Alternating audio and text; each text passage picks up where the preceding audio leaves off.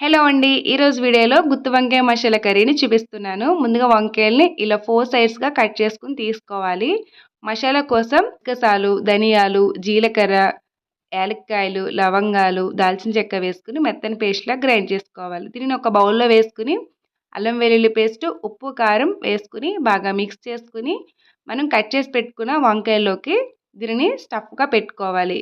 ఈ విధంగా వంకాయలన్నింటినీ స్టఫ్ పెట్టుకొని తీసుకోండి. ఇప్పుడు ఆయిల్ వేసుకొని 4 ఎండుమిర్చి, ఉల్లిపాయలు, టొమాటో ముక్కలు, 4 బాదం పలుకులు కూడా వేసుకొని వీటిని బాగా వేయించుకొని ఫైన్ పేస్ట్ లాగా గ్రైండ్ చేసుకోండి. ఇప్పుడు ఇదే ఆయిల్‌లో కొంచెం ఆయిల్ వేసుకొని మనం స్టఫ్ పెట్టుకున్న వంకాయల్ని హై ఫ్లేమ్‌లో 10 నిమిషాల పాటు ఫ్రై చేయండి. దీనిలోనే మనం గ్రైండ్ చేసుకున్న మసాలా పేస్ట్‌ని వేసుకొని ఉప్పు, కారం, పసుపు కూడా వేసుకొని వాటర్‌ని కూడా యాడ్ చేసి 15 నిమిషాల పాటు ఉడికించుకోవాలి.